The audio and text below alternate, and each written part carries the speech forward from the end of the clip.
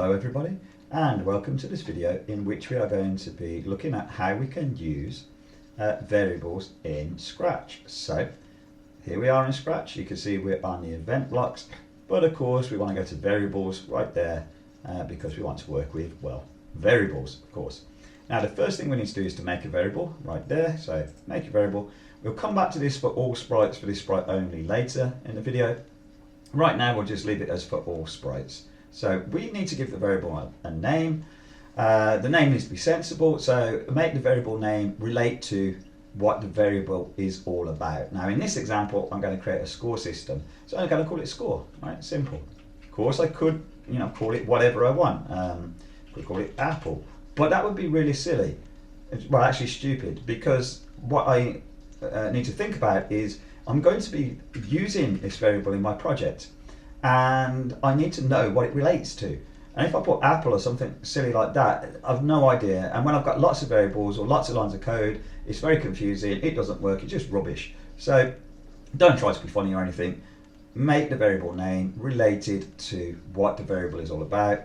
It's a score system, we're going to call it score. Definitely keep it simple. All right, score, and then okay. Now you can see we've got some more blocks over here. Now we've created this variable called score. So set my variable to 0. Well, little drop down menu will give you all of the variables which have been created. Score, it's right there. So set score to 0. We can imagine this is a very simple game in which the player has to click the cat sprite to score points. Well, at the start of the game we want the score to be 0, so it's fair, and every time somebody new plays the game they start from 0. So we're going to go to our event blocks. When the green flag is clicked, we're going to set the score to 0. This is pretty typical, right, that we reset the values in variables at the start of the game or project, whatever it may be. So we set score to 0. All right, good. Now if we look here we can see that it's right there. You're going to go, or we are going to go down to variables. We can just untick that and we won't see it, or we can tick it and we will see it. But also quite usefully in our code, if we want to show variables or hide variables at different points in our project, we can use these. So we've got show variable and hide. Remember, you've got to make sure you're on the right variable. So we're actually thinking score, and then here score, and let's just see how that works. When I click hide variable score, okay, we hide the variable score, and when I click show variable score, we show the variable score.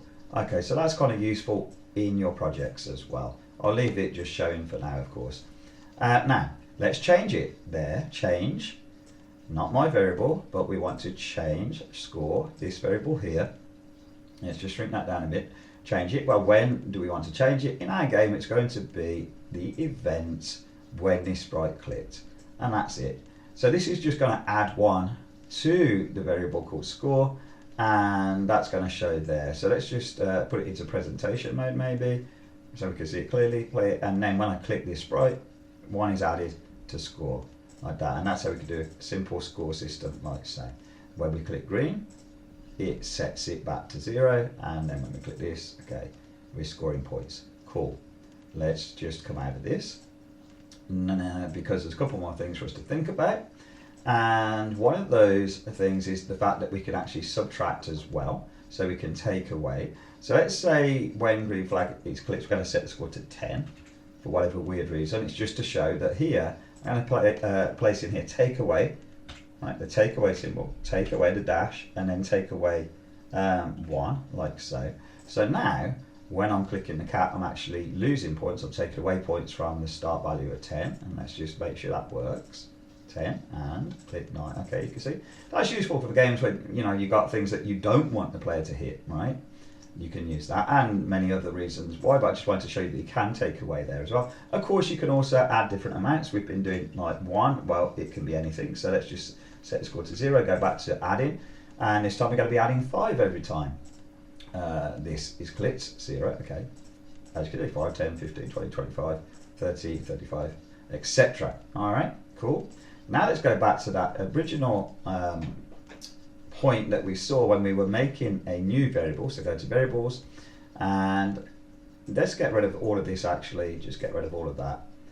I'm going to add another sprite as well actually, so let's just make this slightly larger. and let's get a new sprite. Doesn't really matter what.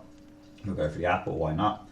And we're going to have these things moving around the screen at different speeds, right?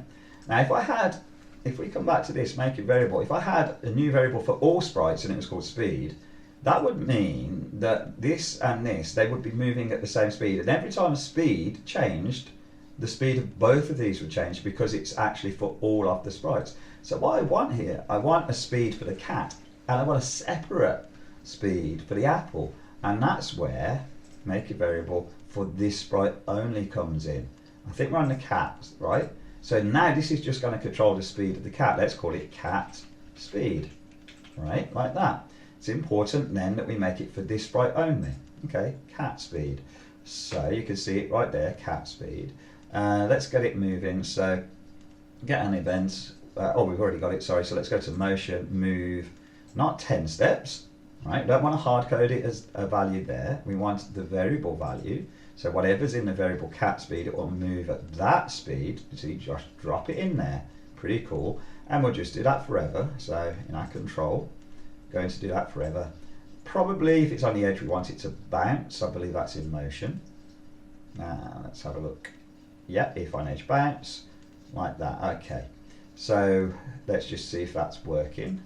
You're going to see cat speed is 0 actually. So that's not going to be so great. Let's just do something a little bit interesting, maybe with some arrow keys. So on the events, when, let's do not when space key pressed, but when up arrow key pressed, and go to variables, we're going to increase the speed.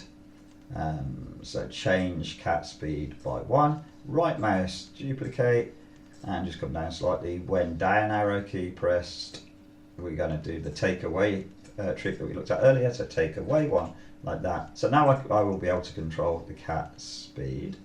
Let's just come back up so we can see that. Okay, so that's all reset, and now when I press up, you see cat speed is now 1, and it's moving, but the apple's not. Now if we had set that cat speed variable, even though it's called cat speed, if we had set it for all sprites, the apple would still be moving, right? Of course I can change it because it's a variable, it can vary. So up arrow, okay, there it goes, and I can decrease it with the down arrow as well and get it to go backwards if I go into negative. Okay, all good fun. Fine.